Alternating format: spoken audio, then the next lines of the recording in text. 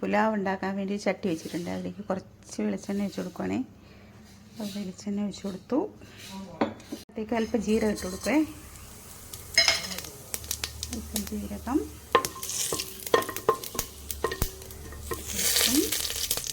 പൊട്ടി വന്നിട്ടുണ്ട്. അപ്പോൾ അതിലേക്ക് കൊടുത്തു. നല്ല വെജിറ്റബിൾസ് പുലാവിന് വേണ്ടിയുള്ള ഉള്ളിയാണ്.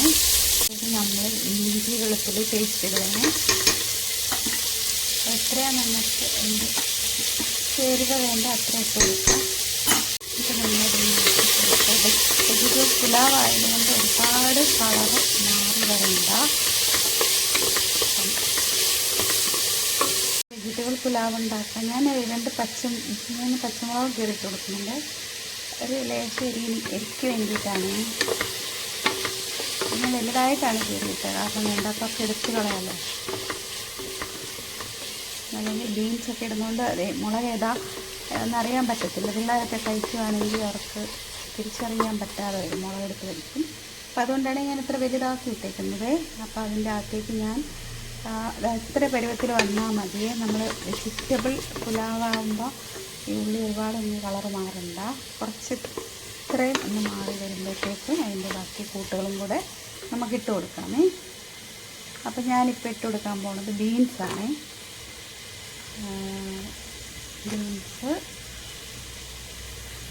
ബീൻസ് ഇട്ട് കൊടുത്തു. അതിൻ്റെ ഒപ്പം തന്നെ ക്യാരറ്റുണ്ട്.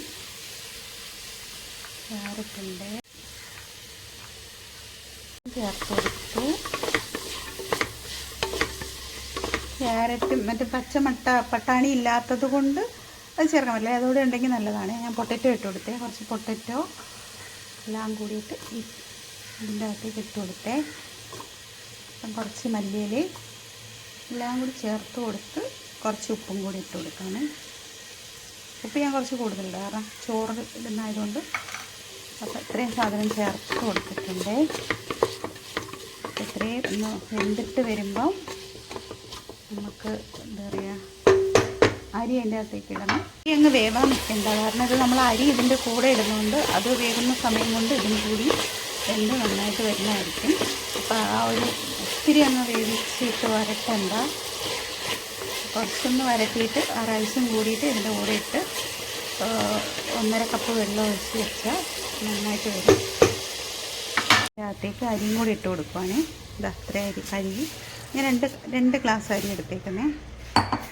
നമ്മുടെ പുലാവ് തയ്യാറാക്കാനായിട്ട് 2 ഗ്ലാസ് അരി എടുത്തിട്ടുണ്ടായിരുന്നു. അതൊന്ന് കഴുകി ഒന്ന് ചെറുതായിട്ടൊന്ന് കുതിർത്തിരുന്നു. ഇതാ ഇതിൻ്റെ അകത്തേക്ക് നമുക്ക് 2 കപ്പ് വെള്ളം ഒഴിച്ച് കൊടുക്കാമേ. അപ്പോൾ ഇതാ നമ്മുടെ പുലാവിനകത്തേക്ക് ഞാൻ 2 കപ്പ് വെള്ളം അളന്ന് വെച്ചിട്ടുണ്ട്, അതാണ് ഒഴിക്കുന്നത്. അപ്പോൾ ഇതാ നമ്മുടെ പുലാവ് 2 കപ്പ് വെള്ളം ഒഴിച്ചിട്ടുണ്ട്. ഇനി ഞാനതൊന്ന് അടച്ച് വെച്ച് വേവിക്കുമേ. വെന്ത് വന്നിരിപ്പുണ്ടേ. അപ്പോൾ നമ്മുടെ പുലാവ് വെന്തിട്ടുണ്ട്. അപ്പം നമ്മുടെ പുലാവ് റെഡിയായി. ഇതാ അവിടെ വന്നിരിപ്പുണ്ട്. അതിലേക്ക് കുറച്ച് നെയ്യ് ഒഴിച്ച് കൊടുക്കുകയാണേ. കുറച്ച് ഒഴിച്ച് കൊടുത്തിട്ടുണ്ടേ. ഒഴിച്ച് ബട്ടർ ഉണ്ടെങ്കിൽ ഇട്ടാൽ നല്ലതാണ്. കുറച്ച് നെയ്യ് ഒഴിച്ച് കൊടുത്തിട്ടുണ്ട്. അപ്പോൾ നമ്മുടെ പുലാവ് ഇങ്ങനെ വെന്ത് വന്നിട്ടുണ്ട്. ഇതിപ്പോൾ എന്തോ കുറച്ച് ഞാൻ കൂടുതൽ നേരം വേവിച്ചത് കൊണ്ടാണോ എന്തോ അറിയില്ല. എന്തായാലും വെന്ത് നന്നായിട്ട് പരുവത്തിനാതിട്ടുണ്ടേ. അപ്പോൾ ആ പച്ച കളറ് വരുന്നില്ല. നമ്മുടെ പുലാവ് റെഡിയായി വന്നിട്ടുണ്ടേ. അപ്പോൾ ഇതാ നമ്മുടെ പുലാവ് റെഡിയായി വന്നിട്ടുണ്ടേ. അപ്പോൾ ഇതിൻ്റെ കൂടെ സാലഡും പപ്പടവും. അപ്പോൾ ഇതാ നമ്മൾ പുലാവ് കഴിക്കാൻ പോണേ. ചിക്കത്തെ ഫുഡ് കഴിക്കാൻ പോകണം.